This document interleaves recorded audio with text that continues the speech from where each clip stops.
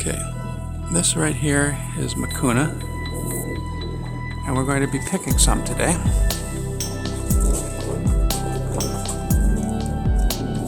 And we're going to be yanking some down one by one. And this is stuff it takes about 240 days to grow this stuff. This is the stuff that they use for Parkinson's medicine. And it's also pretty good for human growth hormone. People don't want to take steroids, but they do want to take something that keeps their bones good and muscles growing. You don't take it all the time. Sometimes it's good to take L-tyrosine and 5-HTP. You do about half the time of that as 5-HTP, which is the serotonin precursor.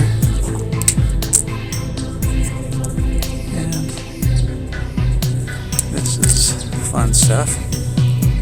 You can see that.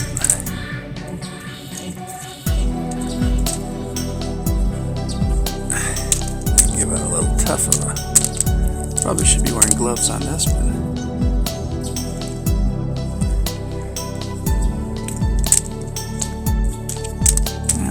Left-handed just so that it gets used to that.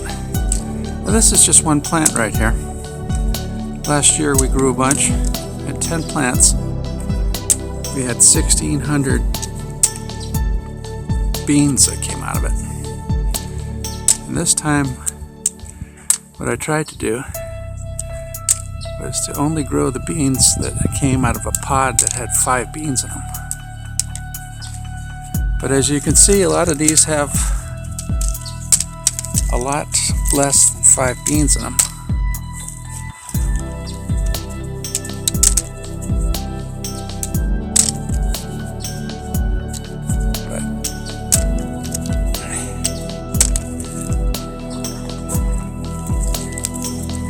But last year we had an average of 160 beans per bean that was growing,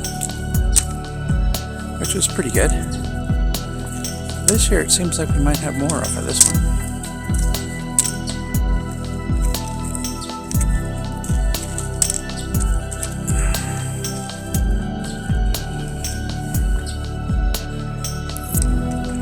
Now these pods are good for a lot of stuff. You get Mucuna, it's called Mucuna Pruriens. Pruriens.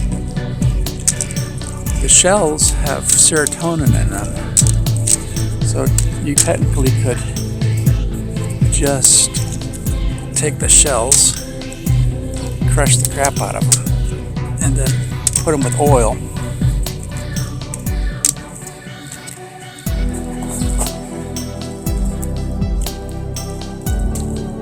And with that,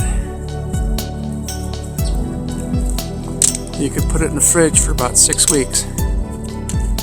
And the oil would get the serotonin out of the crushed pods, which are very hard. They're kind of tough to open up if you wanted to open them up right now. These are called velvet beans, of course.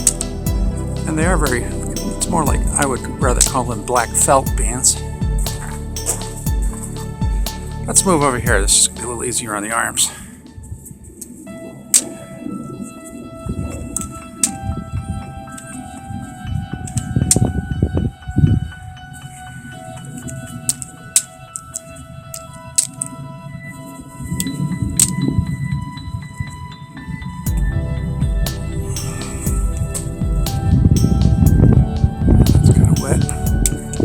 It rained a lot in the last couple days. Well, 24 hours.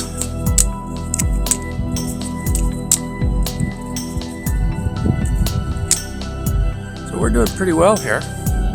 Now that right there, those leaves that are on this pole, it was strictly a Mucuna pole. But that right there is foti. This entire thing right there, one huge plant is foti. That's just one plant. Well, down below there's some goji berries. Later on today I'm going to be putting those in a tomato basket. But we've got a lot of beans here. This is quite a few beans off of one bean, don't you think?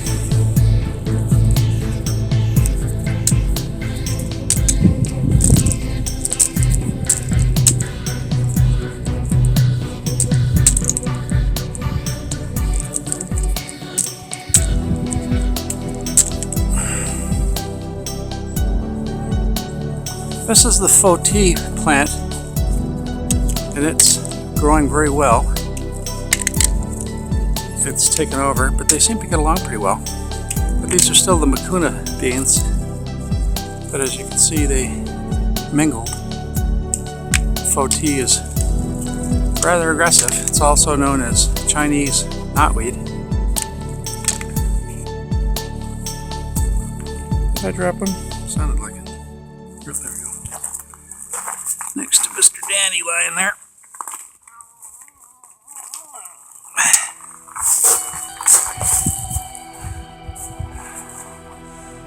See any others? No, that's kind of it on this plant. Okay. Let's put these away. Let's see what we got here.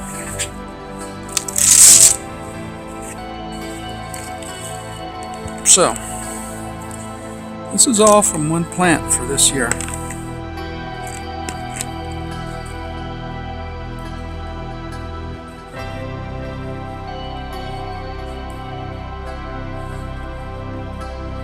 Which is quite a few, don't you think? One plant? I don't think the other one did anywhere near as well. This is the back side of Mucuna plant number 2. Some had fallen off earlier in the year. Put those in there. And as you can see, there's a little bit of growth right there. This, usually in the winter time, this is an annual plant.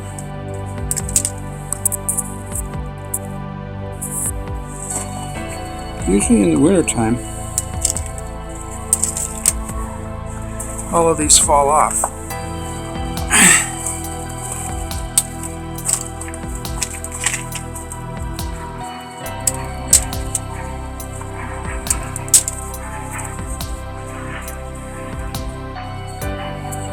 Camera. It's one of those ones that's bouncing on my head. There we go.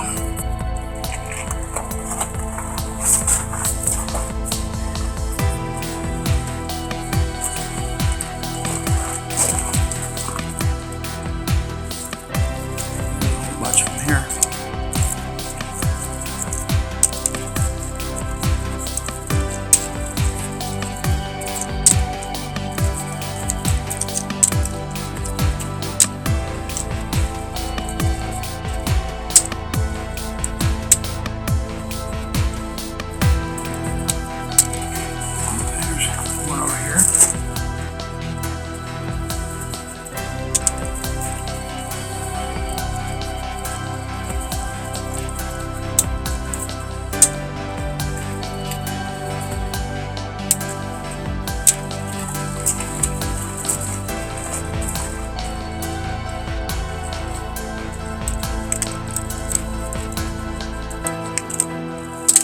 Yeah, there's quite a few over here.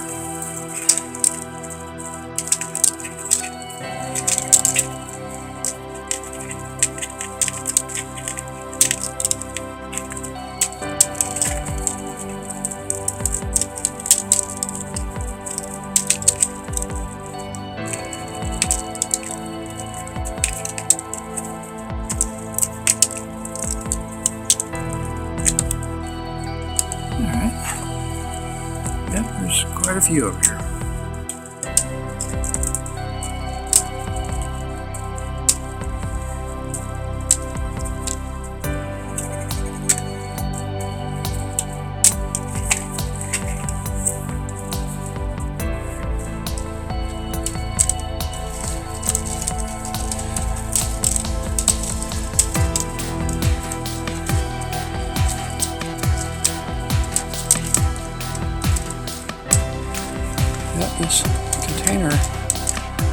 getting kind of full, don't you think?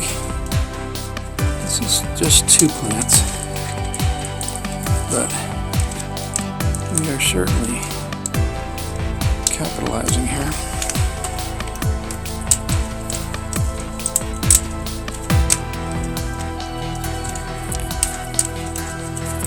Hard to get the basket under these. These vines are something else. By the way, these beans, they are in the legume family. They pop open when it starts to get warmer and drier. I usually let them dry in the kitchen. And I put them in plastic bags, but you can hear them popping, especially come springtime, which survivally is about the time they would normally burst off of a vine like this. And they would explode and fly off.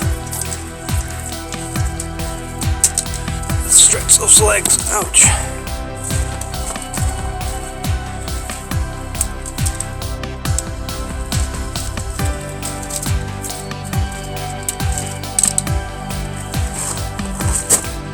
Let's try that left-handed.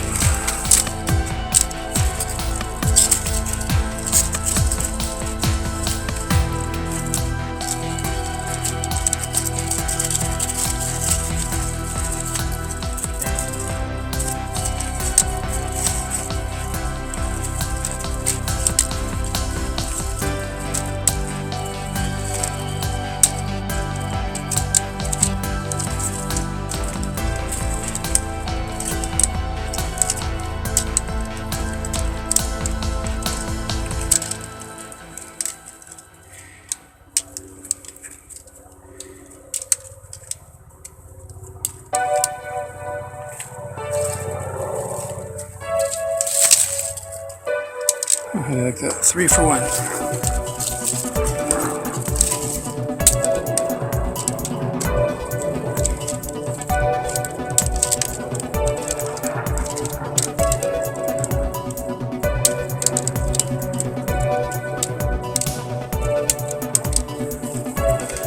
All right, guys, getting close.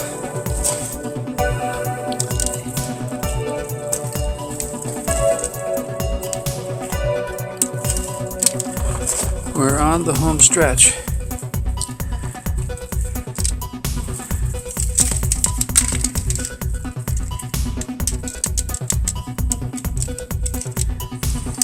Yeah, during the year these are real, come about the beginning of October. These turn into these really pretty little flowers. And then of course something comes along and fertilizes them. Sometimes bees, but quite often just ants.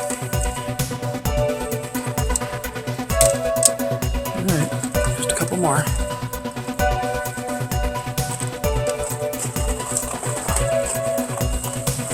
Let's see if we can drop these. Oh, there's a dangler. What are you doing there, mister?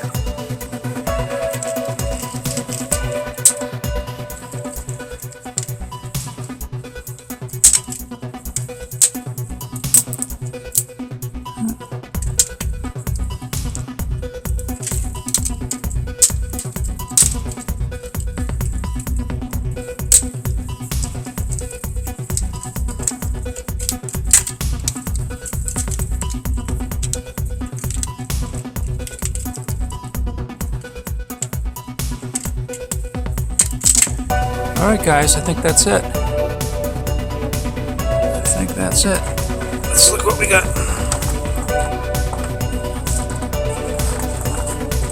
There's a deformed one. Can you see that? What in the world is that? We'll bring it in just in case. See, I think that's what it is that the heat hits this wall and it keeps the other side warm. That's why we still got green leaves over there. That's my theory, and I'm sticking to it. Okay, I think we're done here, guys.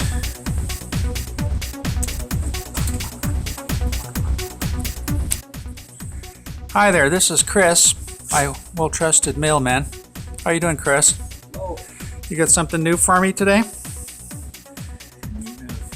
Yeah, you're here on a momentous occasion.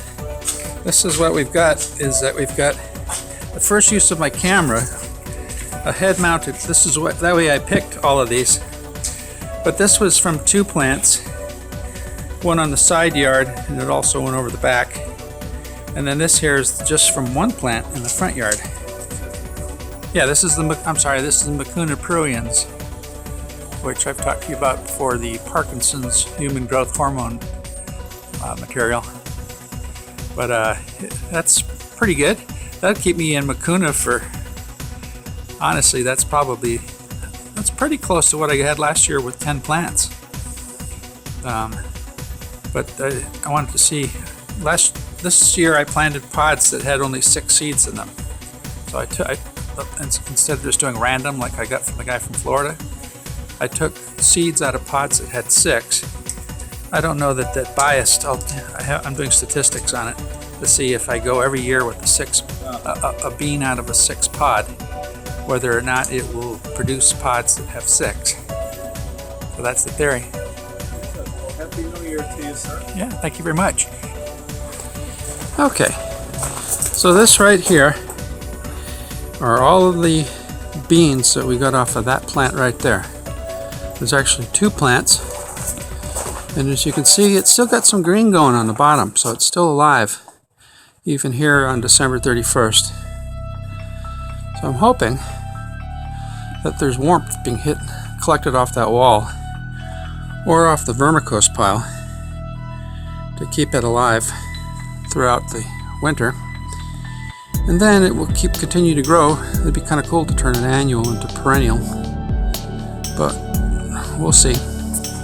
So once again, this is from 2 plants right here, if you can see that.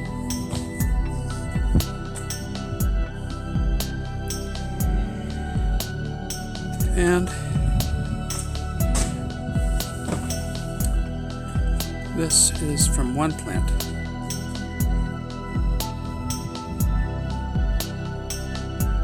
You can still see a hint of green.